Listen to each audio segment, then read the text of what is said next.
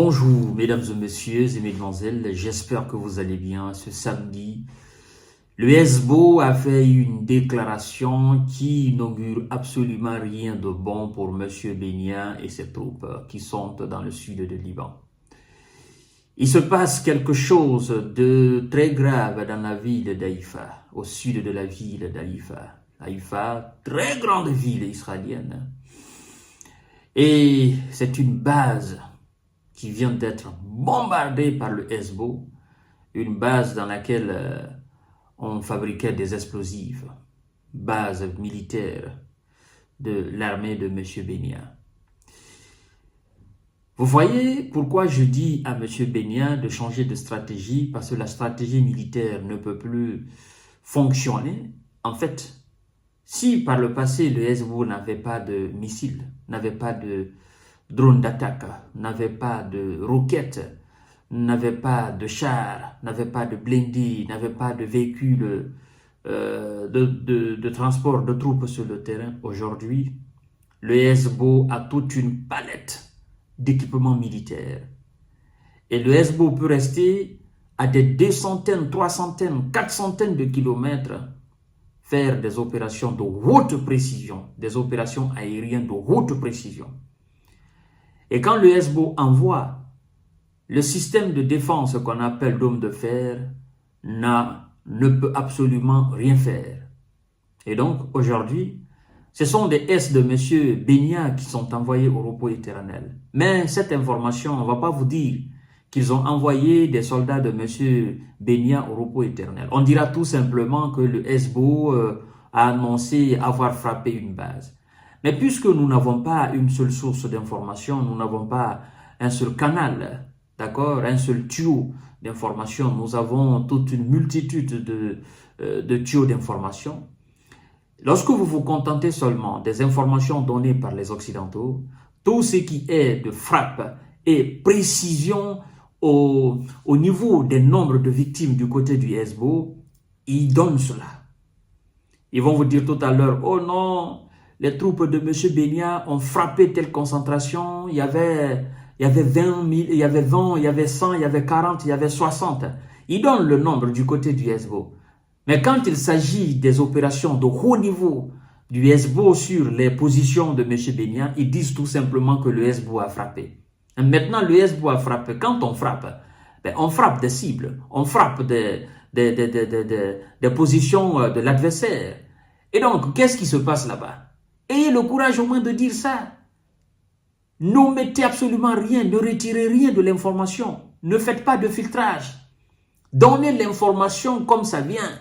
Si on a éliminé 100 S de M. Bennia, dites que 100. Parce que vous avez l'audace et le courage de dire qu'on a éliminé 100 du côté du SBO. Quand on fait des frappes à Beyrouth, on fait des frappes du côté du SBO. Vous avez le courage de donner le nombre. Mais du côté de M. Bennia, donnez aussi le nombre.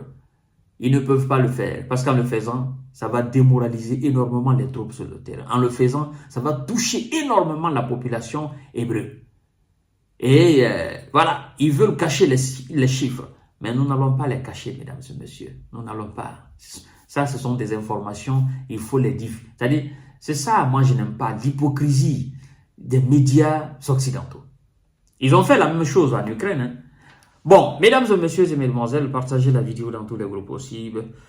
Le SBO a annoncé avoir bombardé une base militaire de M. Bennia. Bombardé.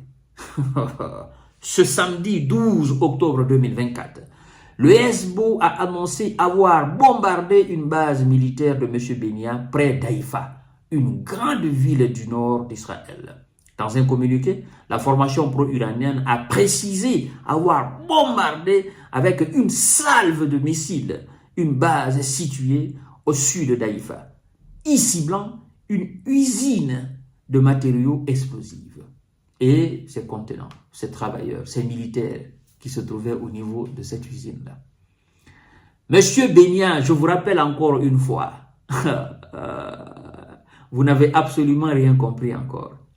L'action militaire ne peut pas changer la donne sur le terrain. Vous n'avez aucune capacité d'éliminer tous les éléments du SBO jusqu'au dernier. Vous n'avez aucune capacité. Et vous, au fur et à mesure que vous continuez, vous vous embourbez dans cette situation-là. Vous ne gagnez pas, on détruit vos villes, vous détruisez aussi des côtés du Liban, on détruit vos villes, on bombarde, on envoie vos soldats au repos éternel. Et puis vous avez des millions de déplacés dans le nord. Aujourd'hui, le nord de l'Israël, il n'y a plus personne là-bas. C'est ce qu'on ne vous dit pas. Dans le nord de l'Israël, il n'y a plus personne là-bas. Vous imaginez? L'Israël, c'est un petit pays.